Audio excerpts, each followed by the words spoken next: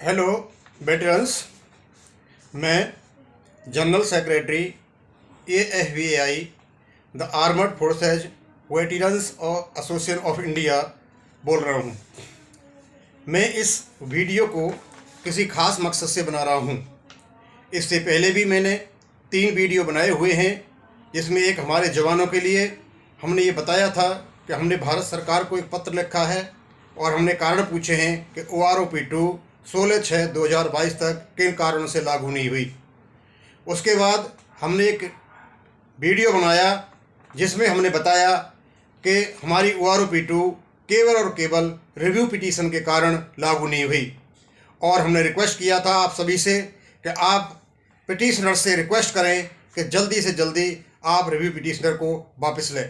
तीसरा वीडियो मेरा था कि OROP के कौन कौन नायक और खलनायक रहे, और नायक रहे हमारे जो OROP के लोग थे वो कैसे हमारी OROP के खलनायक बन गए। लेकिन ये सब बात बताने से पहले आप कुछ नए संदर्भ में मैं आपसे बात करना चाहता हूँ। OROP-2 के बारे में YouTube चैनल्स पर विभिन्न प्रकार के प्रेजेंटेशंस दिए जा रहे हैं। इस प्रकार की बातें की जाती हैं उनके टाइटल्स में, उनके डिस्क्रिप्शन में, कि जैसे OROP-2 भारत सरकार ने लागू कर दी है और हमारा पैसा जल्दी हमारे खाते में आने वाला है। जब हम उत्सुकतापूर्ण उनके वीडियो को देखते हैं तो जो टाइटल्स के आधार पर देखते हैं, डिस्क्रिप्शन के आधार पर देखते हैं, और जो अंदर मैटर मिलता है उसमें हमें बहुत ही विस्मयकारी मैटर मिलता है। उसमें ना तो कोई बात सार होता है और ना कोई अर्थ होता है, और अचंभा तो तब हो जाता है जब हमने एक बार देखा कि OROP-2 लागू कर दी गई है और उसमें OROP-1 की जो टेबल्स थी उनको दिखाया जा रहा था। कल ही हमने बहुत ही उत्सुकतापूर्ण एक प्रेस कॉन्फ्रेंस देखी थी जिसमें कांग्रेस पार्टी प्रेस कॉन्फ्रेंस कर रही थी और उसका टाइटल था OROP-2 का अपडेट या OROP-2 का लागू हो जाना। बड़ी ही उत्सुकता से मैंने उसको खोला, और जब खोलने के बाद जब अंदर गया उसका मैटर सुना तो पता चला कि उसमें केवल अग्निपथ और अग्निवीरों की बातें की जा रही थी। इसलिए जो YouTube चैनल्स हैं, YouTube चैनल्स पर भ्रामक बातें होती हैं और हमें एक उत्सुकता डाल दिया जाता है, और अभी तक OROP पे कोई भी निर्णय नहीं लिया गया है। अभी कुछ दिन पहले द इकोनॉमिक्स टाइम्स में एक खबर आई थी कि भारत सरकार OROP-2 के संदर्भ में 2000 करोड़ का एरियर देने का मन बना रही है। बहुत ही संतोषजनक खबर थी। एक्स सर्विसमैन बहुत खुश हुए थे, लोगों ने विभिन्न प्रकार के अंदाज लगाए, और इसी बात को लेकर के कई YouTube चैनल ने अपने अपने प्रकार से प्रतिक्रियाएं दी और ऐसा दिखाया जैसे भारत सरकार ने इसको लागू कर दिया है और पैसा हमारे खातों में आने ही वाला है। भूतपूर्व सैनिकों में बहुत ज़्यादा खुशी थी, और खुशी होने के कारण हम बहुत ज़्यादा खुश हुए थे। लेकिन एक बात समझ में नहीं आई कि वो समझ से परे थी कि आज तक भारत के इतिहास में ऐसा नहीं हुआ कि बगैर टेबल्स बनाए हुए एरियर का कैलकुलेशंस हो जाए और एरियर भारत सरकार देने के लिए तैयार हो जाए। इसका मतलब ये हुआ यदि भारत सरकार एरियर दे रही है 2000 करोड़ का, तो हमारी टेबल PCA द्वारा तैयार है, हमारी OROP तैयार है, और उसमें जो टोटल खर्चा है वो 2000 करोड़ का है, और 2000 करोड़ का हमें भारत सरकार देने का मन बना रही है।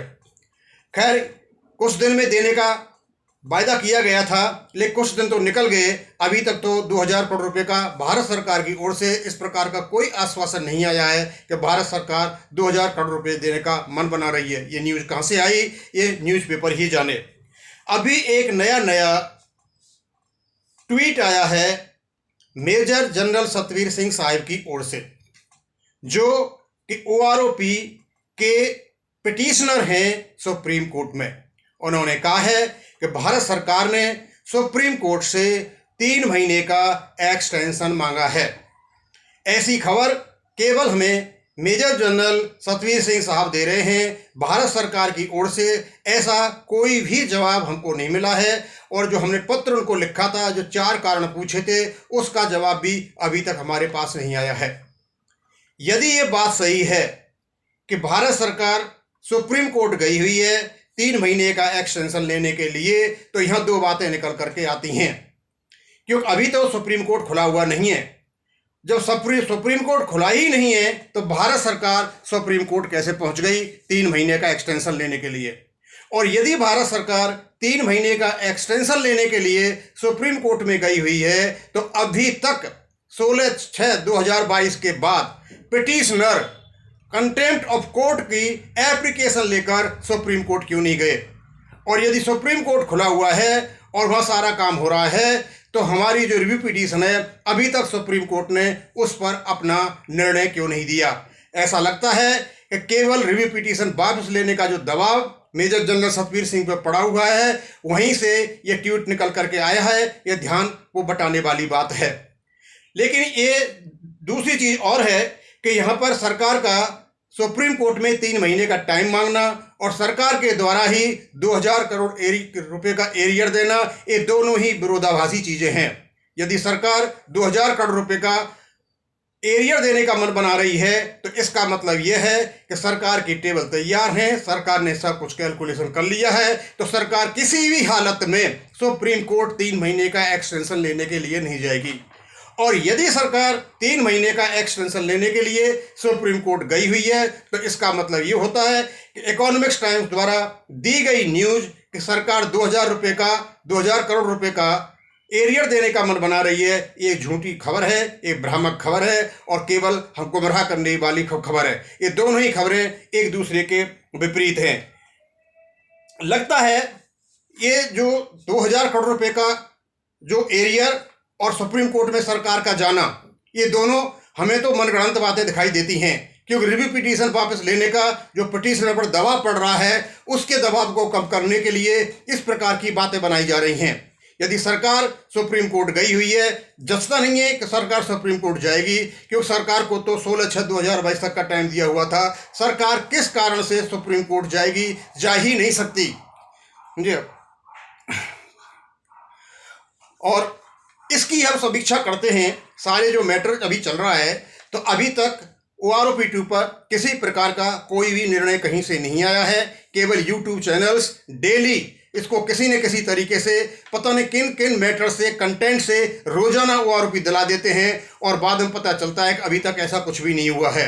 लेकिन हम फिर यहाँ पर अनुरोध करते हैं मेजर जनरल सतवीर सिंह साहब से जल्दी जल्दी आप रिव्यू पिटीशन को वापस लें, जिससे कि हमें रास्ता साफ हो सके, हमें OROP2 मिल सके।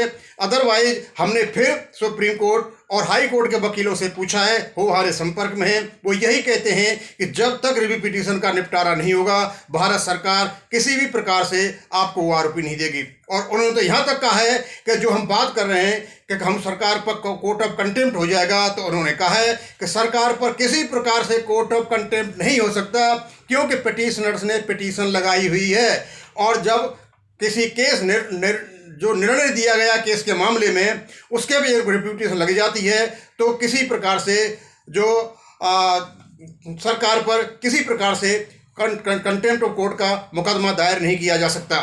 तो अतः हमारी सभी ESM ऑर्गेनाइजेशन से, सभी एसोसिएशन से हम पुनः अनुरोध करते हैं कि मेजर जनरल सतवीर सिंह साहब को ये बताया जाए कि आप जल्दी से जल्दी रिव्यू पिटीशन कोर्ट खुलते ही लें और इस प्रकार लोगों को गुमराह न करें जिस प्रकार ये ट्वीट करके दिया है कि भारत सरकार ने 3 महीने का एक्सटेंशन मांगा है। और यदि भारत ने 3 महीने का एक्सटेंशन मांगा है तो 2000 करोड़ रुपए की जो न्यूज़ है इकोनॉमिक्स टाइम्स की वो झूठी है, और यदि वो सच है तो भारत सरकार सुप्रीम कोर्ट में एक्सटेंशन के लिए नहीं गई हुई है। और यदि ये गई हुई है तो हम चाहते हैं कि हमें जल्दी से जल्दी भारत सरकार की ओर से ये क्लियर कराया जाए, हाँ हम सुप्रीम कोर्ट गए हुए हैं और सुप्रीम कोर्ट में 3 महीने का टाइम मांगा है हमने, जिससे कि हम शांत हो सके, आश्वस्त हो सके और हमारे जो विचलित मन है वो एक प्रकार से एक सही रास्ते पर आ सके, क्योंकि एक्स सर्विसमैन में बहुत ज़्यादा रोष व्याप्त है और वो चाहते हैं कोई निर्णायक स्थिति हमें बताई जाए।